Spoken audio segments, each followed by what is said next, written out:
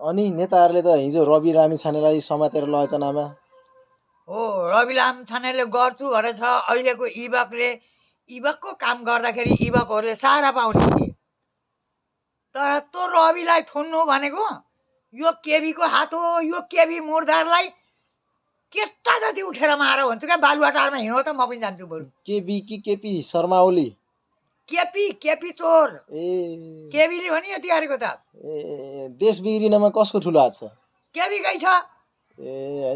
अनि यता आए केसम्म कस्तो के गर्नुहुन्थ्यो त? अहिले पछाडि भएर टाढा भएर पो हजुरले यति बोल्नुभएको कि आएपछि डराउनु होइन हुन्छ कि? डराउनु अगाडि नै बोल्छु। मलाई बालुवाटारमा लिएर जाने मान्छे भए केबीलाई बोलाएर राम्रो तरिकाले मजाले भन्ने थिएँ, चोर चोर चोर चोर डाका चोर जनता मार भन्ने थिएँ म त। ए अघि भन्नुभएको थियो नि कसको गर्लफ्रेन्डको अरे?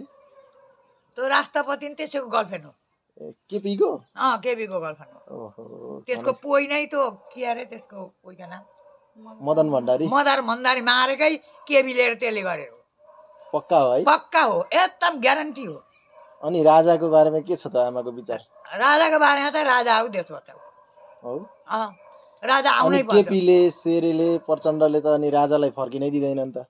के को नदिने हो? जनता जति एकहोरो भइसक्यो। वा चिटाउनदेखिबाट वा पूर्वदेखिबाट पश्चिम महाकालीदेखिबाटको जनता एकहोरा भइसक्यो। त्यही केबीले आउन नदिएर हुन्छ यत्रो। अनि केपीले त अनि सबै केपीको हातमा छ नि त अहिले त। सरकार, सत्ता, प्रशासन, अदालत, अड्डा सबै त्यसैको हातमा छ भन्छन् त। पुलिसले पनि अगाडि ठिक्का पारेका छन्, पछाडि बन्दुक टाकेका छन्। यो सबै थाहा छ हामीलाई है। भनेपछि केपीलाई कसैले छोड्दैनन् अब? छोड्दैन।